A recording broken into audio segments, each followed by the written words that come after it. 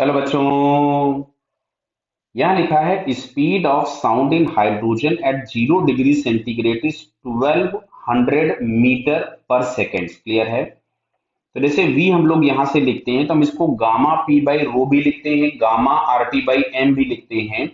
But यहाँ जैसे density के टर्म्स में बात की गई है तो मैं इसको ऐसा ही लिख रहा हूँ, यहाँ से गामा P अपॉन डेंसिटी। तो डेंसिटी ऑफ यहां से हम लोगों को लिखना होगा हाइड्रोजन, और ये वैल्यू हम लोगों को दी गई थी 1200।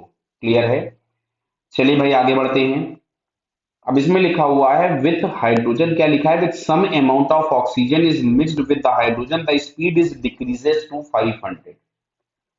मतलब यहां से हम लोगों के पास अब ये जो इंफॉर्मेशन दी गई है कि अभी जो हम लोग यहां से लिखेंगे गामा पी, गामा मिक्सचर हो जाएगा ये आपके पास अपॉन रो मिक्सचर, ये हम लोगों के पास हो गया 500। क्लियर है। तो चलिए आगे बढ़ते हैं।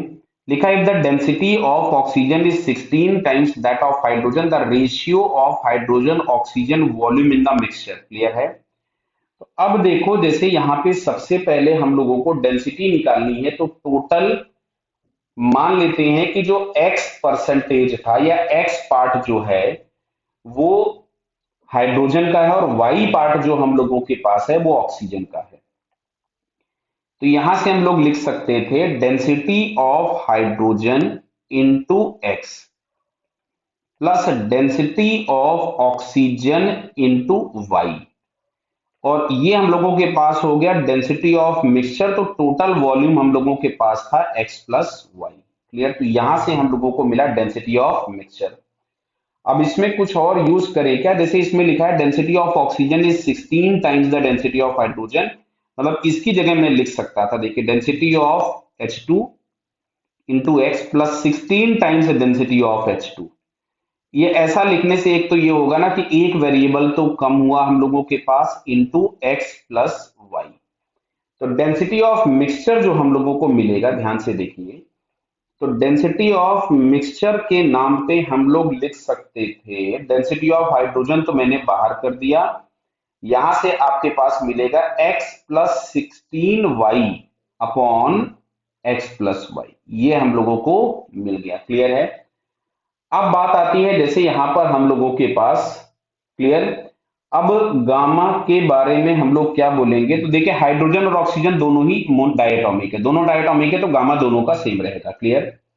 अब ये दोनों जो रेशियो दिए हैं इनको क्या मैं डिवाइड कर दूं, तो अब अगर मैं इनको यहां से डिवाइड कर देता हूं या मैं डेंसिटी ऑफ मिक्सचर इस जगह पे प्लेस कर देता हूं, तो चलो मैं लिखता हूं, चलिए सॉल्व करते हैं। डिवाइड भी कर सकते थे वैसे यहां पे 500 is equals to gamma p by rho mixture.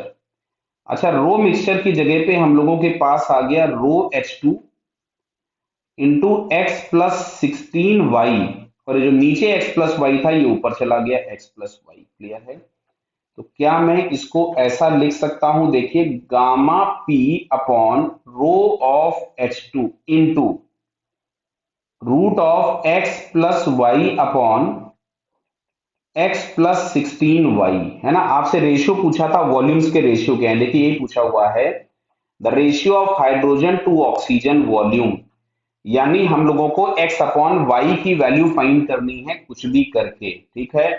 तो देखो ये जो वैल्यू दी गई है इसकी जगह मैं 1600 पुट कर देता हूं। दिख रहा है ना बेटा, 1600 पुट कर सकते थे, ये दिया हुआ था, सॉरी 1200, सॉरी सॉरी सॉरी 1200, तो इसकी जगह मैंने 1200 पुट कर दिया।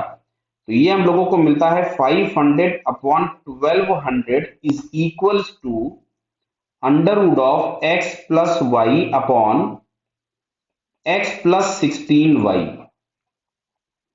तो जिसको हम लोगों ने लिख दिया यहां से 5/12। क्लियर। एक काम करते हैं, इसका स्क्वायर कर दो, तो ये हो गया 25 अपॉन 144, और ये आ रहा है x plus y upon x plus 16y, और हमसे पूछा गया एक्स अपॉन वाई, तो ऊपर नीचे में से मैं वाई कॉमन निकाल लेता हूं, तो मिलेगा x upon y plus 1, x upon y plus 16 is equals to 25 upon 144। इसका मैं क्रॉस मल्टीप्लीकेशन कर देता हूं, तो ये मिलता है 144 x upon y plus 144 is equals to 25 into x upon y plus 25 into 16, ये 400 हो जाएगा। देखिए 25 इंटू 16, एक बार मैं कैलकुलेटर का इस्तेमाल कर लेता हूं। 25 इंटू 16, थोड़ा सा जरा वेट करो एक बार। 25 इंटू 16, हाँ देखिए एकदम 400 हो गया ये। तो ये हम लोगों के पास यहां से आ गया 400। तो अब इसको अगर मैं इधर ले जाता हूं तो 144 minus 25 into x upon y is equals to 400 minus 144। देखिए मैं इस्तेमाल कर रहा हूं कैलकुलेटर, बराबर माइनस 144, तो ये आ गया 256। और अगर हम इसमें से 144 माइनस 25 कर दें तो ये आ रहा है 119। X upon y is equals to 256। तो यहां से फाइनली आपके पास आता है x upon y is equals to 256 upon 119। और इसमें लिखा हुआ था ये जो वैल्यू है, इसको इन्होंने लिखा हुआ था 11/10 टाइम्स अल्फा। तो इसको मैं यहां से लिख देता हूं जरा, 11/10 टाइम्स अल्फा। तो जो अल्फा की वैल्यू मिल रही है that is 256 into 10 upon 119 into 11। तो इसको मैं लिख लेता हूं, 256 is multiplied by 10 divided by 119 and divided by 11। तो ये आ रही है अल्फा की वैल्यू 1.955 के आसपास। क्लियर है? तो नियरली वैल्यू जो इसकी मिलेगी 1.955। क्लियर है बेटा?